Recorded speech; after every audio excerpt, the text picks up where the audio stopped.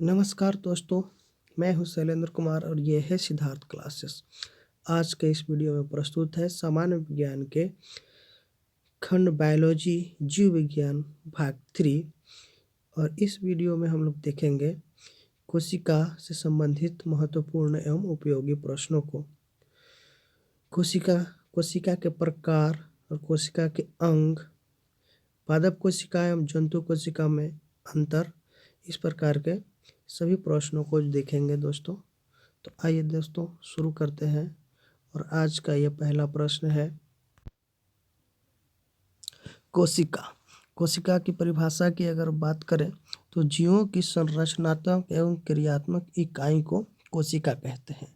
कोशिका की खोज रॉबर्ट हुक ने 1665 ईस्वी में की थी और इसका वर्णन कोशिका का वर्णन माइक्रोग्राफिया नामक पुस्तक में किया था। कोशिका शब्द का उल्लेख किया था इस किताब में। कोशिका सिद्धांत के प्रतिपादक कौन है? तो स्लाइडेन एवं स्वान जो है कोशिका सिद्धांत के प्रतिपादक है। दोस्तों आगे देखते हैं कोशिका के प्रकार। कोशिका दो प्रकार के होते हैं यहाँ पर, एक प्रोकैरियोटिक कोशिका और दूसरा यूकैरियोटिक कोशिका। प्रोकैरियोटिक कोशिका में केंद्रिका कलायुक्त कोशिकांग अनुपस्थित रहते हैं। प्रोकैरियोटिक कोशिकाओं में आनुवंशिक पदार्थ उपस्थित रहता है और इसमें राइबोसोम की उपस्थिति रहती है। जीवाणु एवं नीलहरित शैवाल की कोशिकाएं प्रोकैरियोटिक कोशिकाएं होती हैं। दोस्तों यूकैरियोटिक कोशिकाएं, यह कोशिका जो है पूर्ण विकसित केंद्रक वाला होता है। केंद्रिका तथा कलायुक्त कोशिकांग होते हैं इसमें। यूकैरियोटिक कोशिकाओं में हिस्टोन प्रोटीन की उपस्थिति होती है। पेड़ पौधे एवं जंतु की कोशिकाएं यूकैरियोटिक कोशिकाएं होती हैं। कोशिका के प्रमुख भाग। कोशिका भित्ति। कोशिका भित्ति सिर्फ पादप कोशिका में विद्यमान रहता है। कोशिका भित्ति का निर्माण सेलुलोज से होता है। कोशिका का सबसे बाहरी आवरण कोशिका भित्ति कहलाता है। इसके बाद दोस्तों माइटोकॉन्ड्रिया यानी कि सूत्रकणिका। माइटोकॉन्ड्रिया की खोज अल्टमैन 1886 में किए थे। नामकरण किए थे बेंडा ने। श्वसन संबंधी क्रियाएं संपन्न होती है माइटोकॉन्ड्रिया में। जीवाणु एवं नीलहरित शैवाल में अनुपस्थित होता है। अन्य नाम इसका है कोशिका का पावर हाउस, क्योंकि यहाँ पर श्वसन संबंधी क्रियाएं संपन्न होती हैं, इसीलिए माइटोकॉन्ड्रिया को कोशिका का पावर हाउस यानी बिजली घर के नाम से भी जाना जाता है। इसी माइटोकॉन्ड्रिया में ही क्रेब्स चक्र संपन्न होता है दोस्तों। इसके बाद है अंतःद्रावी जालिका। अंतःद्रावी जालिका राइबोसोम इसी से चिपके होते हैं। अंतःद्रावी जालिका ही लिपिड संश्लेषण का मुख्य स्थल होता है। इसके बाद यहाँ देखेंगे दोस्तों राइबोसोम का नामकरण रॉबर्ट द्वारा किया गया। प्रोटीन संश्लेषण में सहायक होता है राइबोसोम। इसका अन्य नाम प्रोटीन की फैक्ट्री भी कहा जाता है। इसके बाद है कोशिका के प्रमुख भाग कौन कौन है? इसी में से केंद्रक का खोज रॉबर्ट ब्राउन 1831 में किए थे। केंद्रक यूकैरियोटिक कोशिकाओं में उपस्थित रहता है। केंद्रक आनुवंशिक पदार्थ डीएनए का स्रोत होता है। इसके बाद लाइसोसोम का अन्य नाम आत्मघाती थैली भी कहा जाता है या सुसाइड बैग भी कहते हैं। लाइसोसोम की खोज डी डुबे ने 1958 में किए थे। गाल्जी काय में निर्माण होता है इसका। स्तनधारियों की लाल रक्त कणिकाओं में अनुपस्थित होते हैं लाइसोसोम। इसके बाद है दोस्तों लवक, केवल पादपों में उपस्थित रहता है। लवक केवल पादप कोशिकाओं में पाया जाता है। हरित लवक के नाम से भी जाना जाता है। खोजकर्ता हैकेल, लवक की खोजकर्ता हैकेल हैं। 1865 में उन्होंने इसका खोज किया था। इसके बाद है गाल्जी काय जिसको हम लोग कहते हैं। गाल्जी बॉडी की खोज कैमिलो गाल्जी ने 1898 में की थी। इसका क्रियात्मक इकाई सिस्टर्नी कहलाता है। इसका अन्य नाम गाल्जी उपकरण कोशिका के अणुओं का यातायात प्रबंधक भी कहा जाता है। ग्लाइकोप्रोटीन व ग्लाइकोलिपिड का निर्माण गाल्जी का बॉडी में ही होता है। दोस्तों इसके बाद है पादप कोशिका एवं जंतु कोशिका में अंतर। आइए देखते हैं। कोशिका भित्ति। कोशिका भित्ति पादप कोशिका में उपस्थित रहता है जबकि जंतु कोशिका में अनुपस्थित रहता है। लवक पादप कोशिका में उपस्थित रहता है जबकि जंतु कोशिका में अनुपस्थित रहता है। तारककाय पादप कोशिका में उपस्थित रहता है जबकि जंतु कोशिका में अनुपस्थित रहता है। रिक्तिका रिक्तिका पादप कोशिका में बड़ी होती है जबकि जंतु कोशिका में छोटी होती है। तो दोस्तों इस प्रकार पादप कोशिका एवं जंतु कोशिका में अंतर किया जा सकता है। इसके बाद है दोस्तों परीक्षा के दृष्टिकोण से महत्वपूर्ण प्रश्न। सौर ऊर्जा एटी में बदलती है क्लोरोप्लास्ट में। सौर ऊर्जा जो है एटीपी के रूप में बदल जाती है तो क्लोरोप्लास्ट में यह बदल जाती है। क्लोरोप्लास्ट के द्वारा जीनोटाइप क्या है तो जीवों का आनुवंशिक संगठन है। ऐसे जीव जिनमें लिंग गुणसूत्र नहीं होते अपितु पर्यावरणीय ताप के आधार पर लिंग निर्धारण हो जाता है सरीसृप संघ के प्राणी होते हैं। प्लाज्मा झिल्ली बनती है प्रोटीन एवं लिपिड से प्लाज्मा झिल्ली का निर्माण होता है। इसके बाद है दोस्तों लवकों के प्रकार प्लास्टिड के प्रकार। यह है अवर्णी लवक। अवर्णी लवक सूर्य के प्रकाश से वंचित पादप भागों में विद्यमान रहता है। अवर्णी लवक रंगहीन लवक होता है। अवर्णी लवक संग्राहक उत्तक भी कहा जाता है।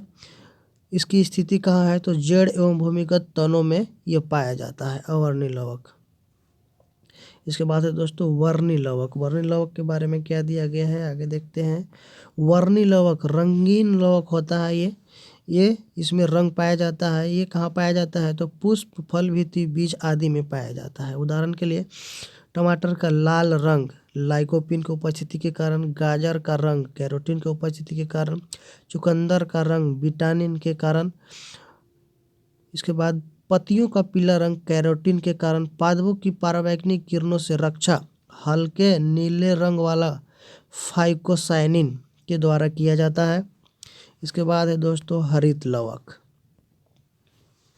हरित लवक क्या है? हरित लवक हरे रंग का होता है।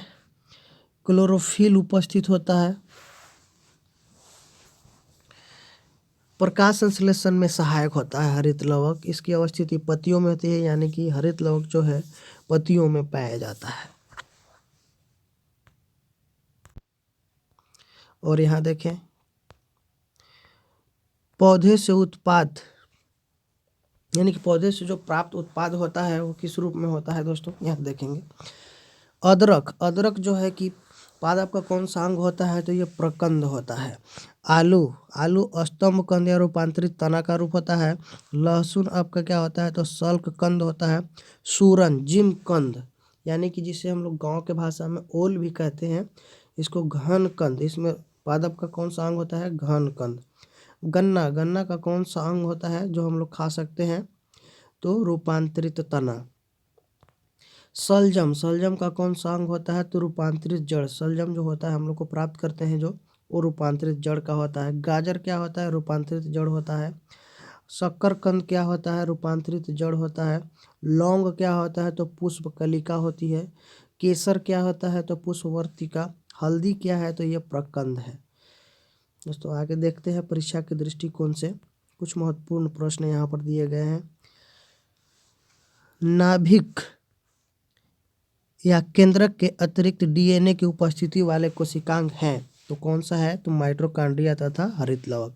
जीवों के प्रत्यक्ष रूप से दिखने वाला लक्षण क्या है तो फिनोटाइप। जीवों में अत्यधिक विविधता का क्या कारण है उत्परिवर्तन। प्रक्रमित कोशिका मृत्यु का कोशिकीय और आणविक नियंत्रण क्या है तो एपोप्टोसिस है एपोप्टोसिस। इसके बाद दोस्तों आइए देखते हैं आनुवांशिकता क्या है। तो यहाँ देखिए आनुवांशिकता की परिभाषा दे सकते हैं आप। ऐसी प्रक्रियाएं जिसमें आनुवंशिक लक्षण जो सजीवों के एक पीढ़ी से दूसरी पीढ़ी में प्रसारित होती है, एक पीढ़ी से दूसरी में प्रसारित होती है, उसे हम लोग आनुवंशिकता कहते हैं। आनुवंशिकता के पिता ग्रेगर जॉन मेंडल, जो ऑस्ट्रिया के रहने वाले हैं, को कहा जाता है। और इन्होंने कहाँ से पता लगाया था? तो उद्यान मटर पर प्रयोग किया था आनुवंशिकता को पता लगाने के लिए। दोस्तों आइए देखते हैं प्रभाविता का नियम क्या है। मेंडल द्वारा प्रतिपादित नियम है जो कुछ दिए गए हैं यहाँ पर, इसको देख सकते हैं। प्रभाविता का नियम एक स्वतंत्र अपव्यूहन का नियम है, पृथक्करण का नियम है। पृथक्करण का नियम का अन्य नाम है युग्मकों की शुद्धता का नियम। इसके बाद दोस्तों यहाँ दिया गया है आनुवंशिक लक्षणों को प्रसारित करने का माध्यम। क्रोमोसोम गुणसूत्र के बारे में देखेंगे दोस्तों। यहाँ पर क्रोमोसोम की खोजकर्ता कौन है? तो कार्ल विल्हम वोन नगिली 1842 ईस्वी में। क्रोमोसोम न्यूक्लियोप्रोटीन से बना होता है, जीन धारक होता है, जीन धारण करता है ये। और इसका नामकरण जो है 1888 ईस्वी में वाल्डेयर के द्वारा किया गया था। यह प्रजातियों में क्रोमोसोम की संख्या बताता है और निश्चित व स्थिर करता है। आनुवंशिक लक्षणों को प्रसारित करने का माध्यम है ये। आनुवंशिक लक्षणों को मतलब एक पीढ़ी से दूसरी पीढ़ी में प्रसारित करने का माध्यम क्रोमोसोम होता है। इसके बाद दोस्तों आइए देखते हैं जीन। जीन क्या है? जीन आनुवंशिकता की मूलभूत इकाई है। जीन आनुवंशिकता लक्षण धारण करने वाली क्रोमोसोम पर स्थित डीएनए से बनी अति सूक्ष्म संरचनाएं होती हैं। जीनों का अनुक्रम, जीनोम, अनुक्रम, आधार में परिवर्तन, उत्परिवर्तन। नामकरणकर्ता विल्हेम जोहानसन ने 1909 में जीन का नाम दिया था। जीनोम के सभी गुणसूत्रों का संरचनात्मक एवं प्रकार्यात्मक संगठन, जिसे जीनोम चित्रण कहा जा सकता है। इसके बाद दोस्तों है यहाँ पर जंपिंग जीन, प्लावमान जीन। यहाँ पर देख सकते हैं हम लोग कि खोजकर्ता, इसके खोजकर्ता कौन है? तो बारबरा मैक्लिंटॉक, यूएसए के। नोबेल पुरस्कार भी उनको दिया गया है 1983 में। इन्होंने सर्वप्रथम इसका प्रयोग मक्का पर किया था। ऐसी आनुवंशिक तत्व जो एक गुणसूत्र में एक स्थान से दूसरे स्थान पर जाने में समर्थ है, उसे जंपिंग जीन कहा जाता है। कोशिकाओं में डीएनए के खंड ट्रांसपोजोन कहा जाता है। इसके बाद दोस्तों आइए देखते हैं अनुलेखन, रिवर्स ट्रांसक्रिप्शन, डीएनए और आरएनए। देख सकते हैं हम लोग कि डीएनए का खोजकर्ता स्विस रसायन शास्त्री फ्रेडरिक मिशर 1869 में डीएनए की खोज की थी। डीएनए की कुंडलीकार विन्यास की खोज doctor James Watson, doctor Francis Crick, MHF Wilkins तथा फ्रैंकलिन ने 1953 में किया था। डीएनए में न्यूक्लिक अम्ल पाया जाता है। डीएनए का संश्लेषण प्रयोगशाला में सर्वप्रथम हरगोविंद खुराना के द्वारा किया गया था। दोस्तों यहाँ पर दिया गया है डीएनए के अंतर्गत डीऑक्सीराइबो शर्करा पाया जाता है, फास्फेट भी पाया जाता है, नाइट्रोजनी बेस भी पाया जाता है। और इसके अलावा एडेनिन, ग्वानिन, थाइमिन, साइटोसिन भी डीएनए के अंतर्गत पाए जाते हैं। इसके बाद दोस्तों आरएनए के मुख्य प्रकार। आरएनए के मुख्य प्रकार कौन कौन से हैं? Small RNA, small M RNA और स्मॉल टी आरएनए। यहाँ देख सकते हैं कि ट्रांसफर आरएनए, टी आरएनए को ट्रांसफर आरएनए भी कहा जाता है। यह प्रोटीन संश्लेषण हेतु अमीनो अम्ल राइबोसोम पर लाना, यानी कि यह जो है ट्रांसपोर्ट करता है, एक जगह से दूसरे जगह ले जाता है। इसके बाद यहाँ देख सकते हैं एमआरएनए का मतलब होता है मैसेंजर आरएनए। मैसेंजर आरएनए केंद्रक के बाहर प्रोटीन संश्लेषण युक्त उपयुक्त अमीनो अम्लों को चुनने के लिए यह संदेश देता है, मैसेज देता है। आरआरएनए क्या होता है? तो आरएनए जो होता है प्रोटीन संश्लेषण में सहायक होता है, यानी कि प्रोटीन के निर्माण में सहायक होता है। यह राइबोसोमल आरएनए कहलाता है। आरएनए मतलब राइबोसोमल आरएनए। यहाँ पर देख सकते हैं दोस्तों, DNA deoxyribonucleic acid full form होता है, आरएनए का राइबोन्यूक्लिक एसिड फुल फॉर्म होता है। इसके बाद है महत्वपूर्ण तथ्य जो परीक्षा के दृष्टिकोण से बहुत ही उपयोगी है। यहाँ देखेंगे डीएनए में उपलब्ध यौगिक जो अमीनो अम्ल नहीं बनता है, टायरोसिन है। डीएनए में मौजूद शर्करा क्या है, तो राइबोस है। राइबोसोम होते हैं, आरएनए होते हैं। साधारण मानव कोशिका में गुणसूत्रों की संख्या होती है 46 या 23 जोड़े। मेंडल का आनुवंशिकता का सिद्धांत आधारित है, तो लैंगिक जनन पर आधारित है। इसके बाद यहाँ देख सकते हैं डीएनए एवं आरएनए में मुख्य अंतर। डीएनए डीऑक्सीराइबोस शर्करा, जबकि आरएनए राइबोस शर्करा होता है। इसमें बेस एडेनिन, डीएनए में बेस एडेनिन, गुआनिन, थाइमिन और साइटोसिन पाया जाता है, जबकि आरएनए में बेस थाइमिन के स्थान पर यूरेसिल पाया जाता है। डीएनए की अवस्थिति क्या है, तो मुख्यतः केंद्रक व कुछ मात्रा में माइटोकॉन्ड्रिया और हरित लवक में उपस्थित रहता है। और आरएनए की अवस्थिति क्या है, तो आरएनए केंद्रक एवं कोशिका द्रव दोनों में स्थित रहता है। इसके बाद दोस्तों है जैव उर्वरक। जैव उर्वरक क्या है, यहाँ देखेंगे हम लोग। नाइट्रोजन स्थिरीकरण, यहाँ पर देख सकते हैं दलहनी पौधा। जैव उर्वरक का एक अंग होता है दलहनी पौधा, जो कि जैव उर्वरकता को बढ़ाता है।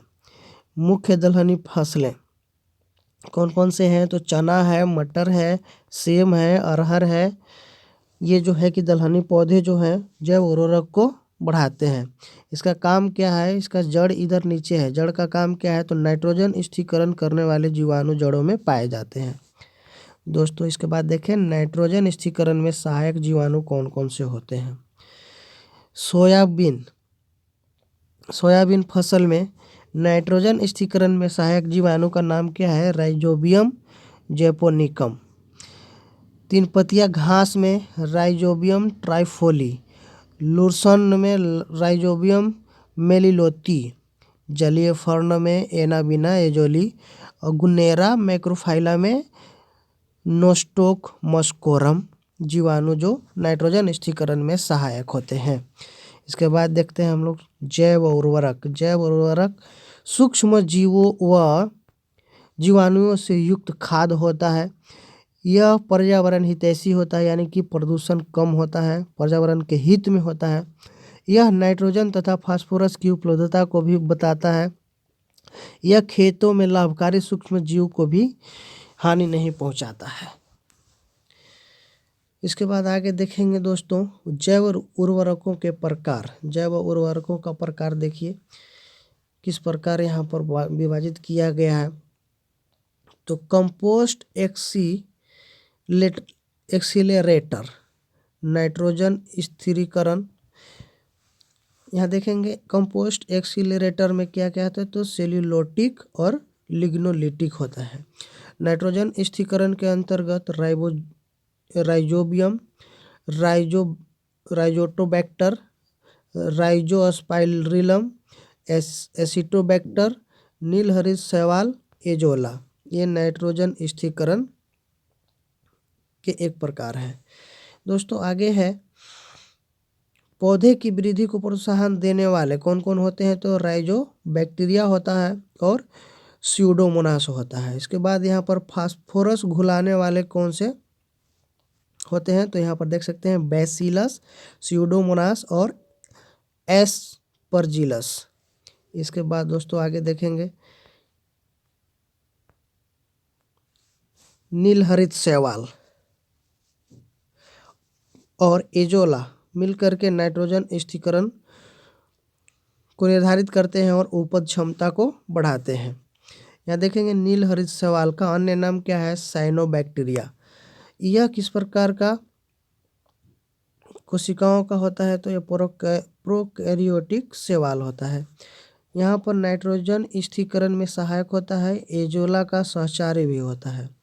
इसके बाद एजोला। एजोला देखिएगा जलीय फर्ण होता है, दुधारू पशुओं के खिलाने में उपयोगी होता है और इससे दूध की मात्रा बढ़ती है।